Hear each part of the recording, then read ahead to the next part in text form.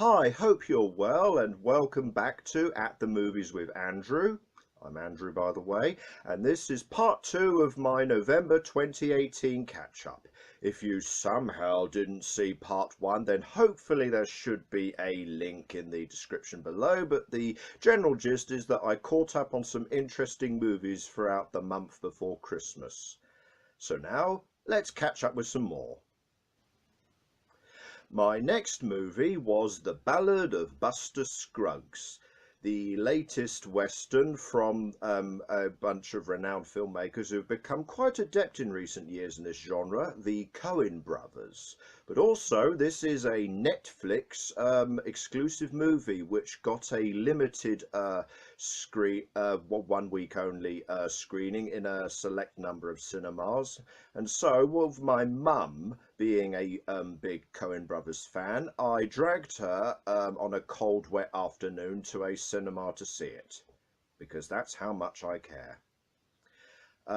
Regarding the title, it's a little misleading. I would add open brackets and other stories, close brackets, to that title, because this is a Western anthology, with Buster Scruggs' tale forming the first of these comic vignettes. Buster Scruggs himself being played by Tim Blake Nelson, and he's very much a tidy, polite, and bucktooth and cheerful cowboy in the 1930s Hollywood mold of what a cowboy is. He sings, the hills and the mountains sing along with him. He talks to the audience, has a chipper attitude, and he talks to his horse. Ain't that right, Dad? And his little tale is about him going into taverns with a smile on his face and a verbose vocabulary, whilst the more realistic cowboys around him are just staring at him with their rotten teeth and beards going, "Who is this joker?" But once we're done with him, we get more different stories with different characters, including James Franco in a bank robbery that goes horribly wrong, a prospector played by Tom Waits of all people, and so on and so forth. And between all this, we collectively get what I would call a love letter to the many typical individual archetypes known to Hollywood Western. You've got the gunslinger, of course, but you've also got the saloon, the prospector, the stagecoach, the wagon train, and even the murderous, faceless Indians on the prairie. Yeah. So, with this, and I have said this in another video, I believe, on this channel, the conventional trappings you have with a anthology is what I would call you have a chocolate selection box problem of on the one hand you do have the strawberry creams that everybody likes, but you've also got the coffee flavored sweets that everybody hates, so you do have to be careful not to fall into that trap in terms of tone and consistency. And in that respect, I would say that the Coen brothers have succeeded, because we get what is typical and a trademark with Coen brothers movies. You've got the rich vocabulary, you've got the mordant humour, and the lush cinematography throughout. We even get a good wide shot of Monument Valley for good measure. So I would say that it is very tonally consistent despite all the different tales and premises on offer. You also a overarching theme, I believe, that in the Old West, life is cheap and death is random. And this is often used to kill off a character at the end of the story, so we can go, right, can we drag their corpse off and move on to the next tale, please? And on that note, I would say that some stories here are given more time to develop compared to others that feel more like bite-sized jokes. Good bite-sized jokes, but certainly with Tim Blake Nelson's Buster Scruggs and James Franco's bank robber, I felt we could have had whole movies dedicated to these characters. A lot of that is down to the actors and the dialogue, but certainly with others you get more characters and more screen time with them. So if there's any gripes I have with this, and to extend the chocolate box analogy, it feels like 1 minute you're getting a full-sized Mars bar to munch on, and then somebody says to you afterwards, right, now here's a celebration-size Mars bar. And you are kind of left going, apart from that little gripe,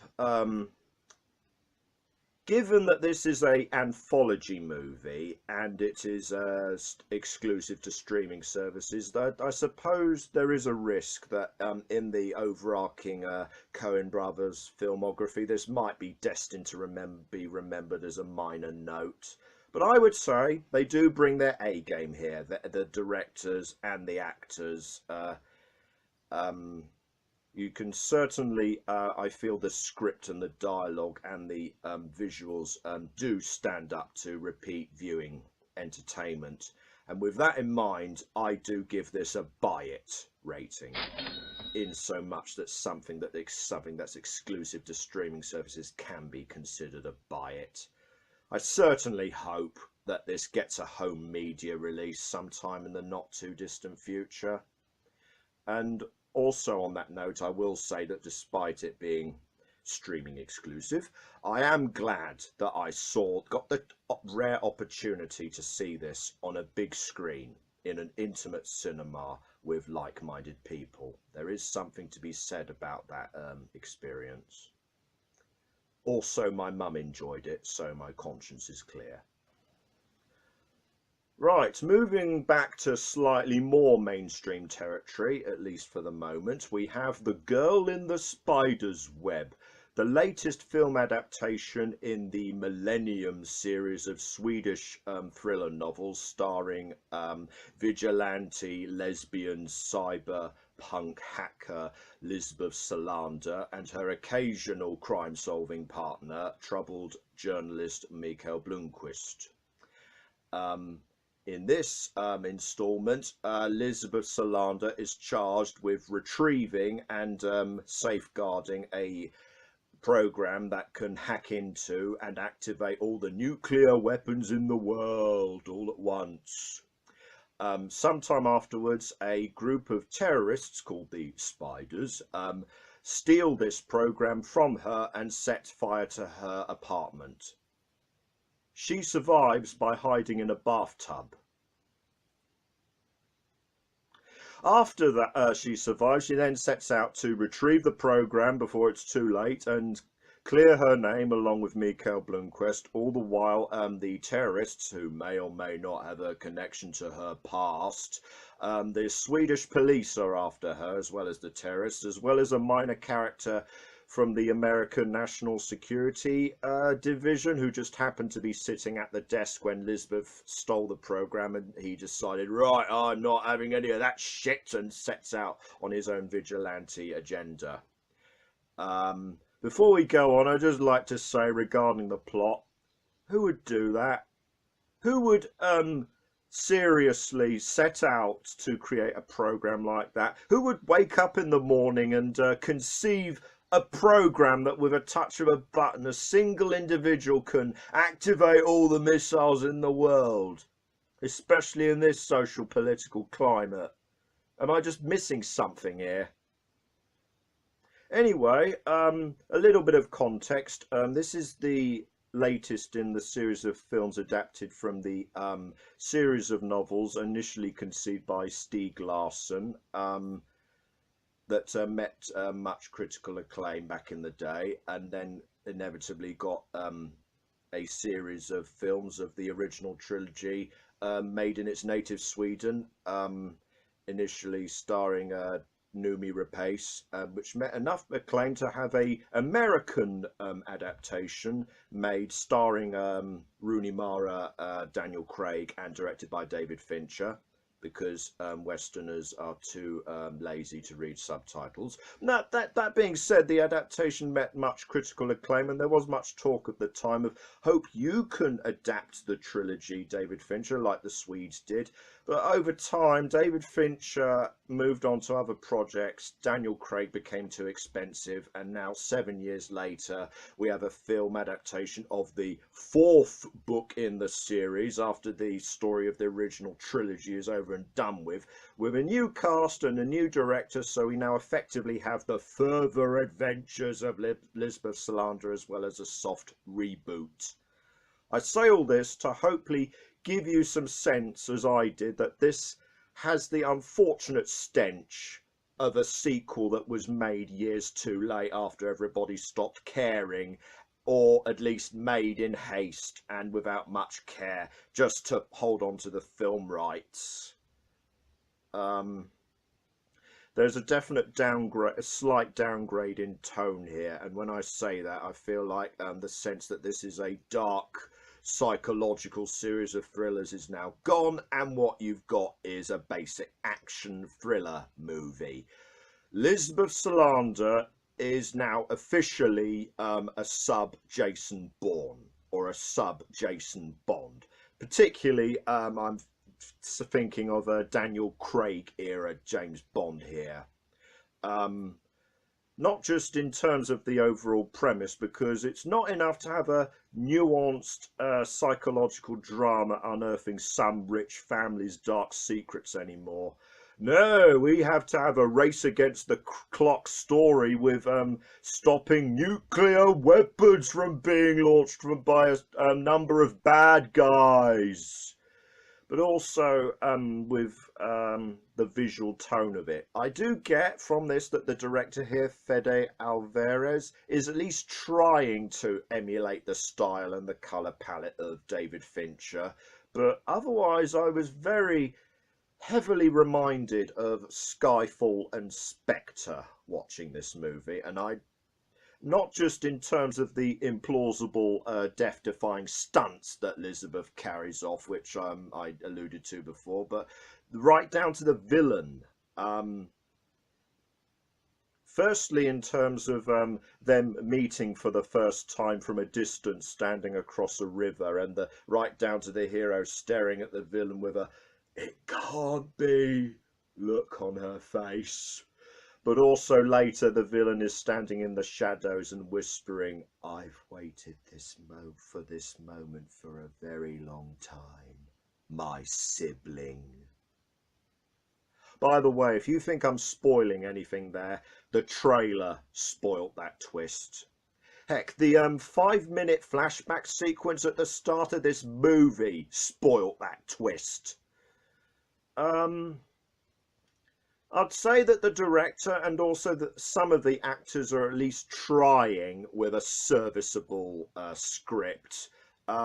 Queen Elizabeth II herself, Claire Foy, plays Elizabeth Salander here, and she's competent enough, but is almost never required to deliver more than the deliberately flat and emotionally detached tone that her character requires. So that's a bit of a setback. But more of a setback, I'll say, that whoever they got to play Mikael Blomkvist, the crime-solving partner here, I can't remember his name, but I'm sorry, but he's no Daniel Craig. I know that's an unfair comparison, but he just isn't. To sum up, the directors and actors are trying with a semi-competent basic action thriller script, and if you're bemoaning the fact that we're not getting another James Bond movie until Valentine's Day 2020, then this might be a basic fix for you in the meantime. But apart from that, I would say you could easily rent this a year from now and it'll have the same impact. And I have to give this a forget it. Having watched the other films in this series, this is a definite downgrade in quality and execution. Also, I saw this at a matinee screening with about 8 other people of 40 to 50-year-olds, and about 2, maybe 3 of them walked out during the climactic third act saying, I'd rather be out there in the cold than watch any more of this, so take that for what you will. And finally, for November 2018, we have Suspiria, the latest remake of the 1977 acclaimed horror movie originally made by Dario Argento. Quick summary of the premise if you haven't seen the original. American girl goes off to Berlin to be enrolled in a prestigious dance school. All the while in the background with several other students either going missing or crazy or getting murdered or all of the above. We slowly find out that the dance school is run by a coven of witches, and they're hiding someone or something in the basement that is looking for a new host body. Ooh. Like I said, this is a remake by Lucia Guadagnino. I hope I'm pronouncing that correctly. And certainly when it was announced, there was a collective feeling of this is one of those movies like Casablanca or something that you just do not touch. The original version was distinctive enough, and there was a real risk of just remaking for name's sake. But having watched it now, I can reassure you that it is not, as we feared, a beat-for-beat copy of the acclaimed original, as some other movies are perhaps threatening to become. Lion King trailer. But this is more what Tim Burton would call a reimagining, which is a bit of a odd term, but I can see what he means in that this is taking the core story and concept and applying its own tone and pace and visual style to it. Certainly compared to the visceral, vivid, nonsensical, colourful, deliberate nightmare feeling of the original, this is more of a slow and sedate and creepy pace that's more grounded almost in the real world of Berlin 1977, which some people might find tries their patience a little bit, but I feel that this does allow for the occasional visceral limb-breaking moments to have much more of an impact when certain characters suffer grisly fates, and as well as the, without going into spoilers, the bug nuts crazy bloodbath that occurs at the end. When you've got something that's been deliberately quiet and weird and unsettling, that does help.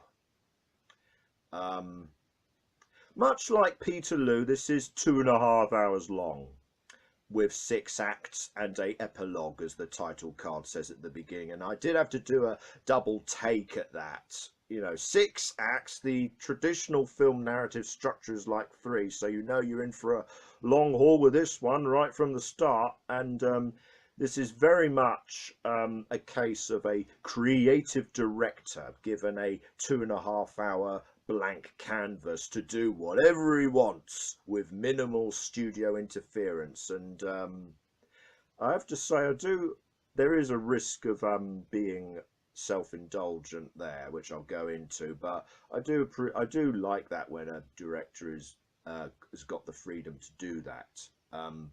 So with this movie, not only have you got the horror and the sinister premise of the witches going on, but you've got the Baader Meinhof terrorist acts going on in TV screens in the background. You've got themes of Holocaust guilt. You've got feminine power. You've got matriarchy, a matriarchal power struggle. You've got Tilda Swinton as Madame Blanc, the dance teacher, saying things like, when you dance the dance of another, you make yourself in the image of its creator. We have to break the nose of every beautiful thing. Dance can no longer be happy. It can no longer be cheerful. which either helps to accentuate the nihilistic, doom-laden atmosphere that the director is going for here, or at the least it can make the audience sit back and go, wow, that's deep, man. I did enjoy this for the most part, but I will admit that there are flaws to this thinking. In particular, I will point out Tilda Swinton, as well as playing Madame Blanc, plays an old man, a psychiatrist who gets swept up into this for reasons I won't go into. But it never factors into the narrative of the movie or the plot. At no point does she rip off her mask to go, ah, it was me all along. It's just there as colour. It's there for you to find out after you've seen the movie and look in the credits and find out that that actor does not exist. It was all a trick. And in that regard, I have to ask, why did you do that? Because watching the movie with that in mind from the start, you do notice this is someone wearing an old man mask. You do notice that this is a woman putting on an old man's voice, as you would. So I have to ask, why did you do that? To keep up having an all-female cast in this movie? Is the director's quest for thematic unity so great that he'll let it potentially derail the whole movie? I would argue that it didn't. It just about didn't. But I can see how this has been regarded as what some people in this country might call a Marmite movie. For any non-UK viewers, Marmite is a brand of Vegemite with the advertising slogan, "You either love it or hate it." I can see that this can be a very divisive movie. It is self-indulgent madness, but given the performances we have, given the pace and the editing that we have here, I personally found the madness compelling enough to continue watching. So I will give it a watch it. Right, that's November all over and done with. I think I can hear sleigh bells outside, but before we get to that, regarding my high point this month, I will say that Peterloo and Suspiria did come pretty close for me, and despite their respective 2.5-hour run times, I would urge you to at least give them a chance if you have the stomach for either wordy, emotive performances or slow burn allegorical horror, respectively. But in terms of general audience appeal and repeat viewing, I will give The Ballad of Buster Scruggs my recommendation of the month. In terms of non-recommendation, like I said last time, I don't want to get into the habit of giving something a thumbs up and a thumbs down and being an angry YouTuber. But on this occasion, I have to say that I have absolutely no hesitation in not only consigning the Nutcracker and the Four Realms to the bin, but also setting it on fire. To quote, to paraphrase another YouTuber, Jeremy Johns, this must have been at some point intended to be the third Tim Burton Alice in Wonderland movie, and yet I would sooner watch either of the two Tim Burton Alice in Wonderland movies than watch this uninspired dreck again. I mean, how pathetic is that?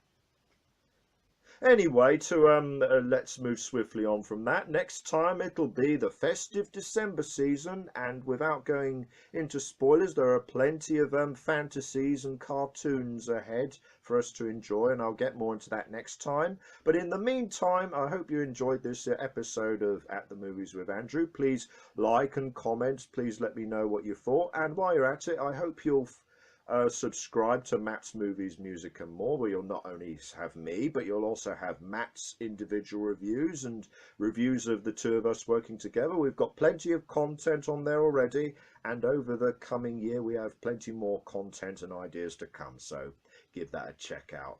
In the meantime, I will see you next month. Peace out.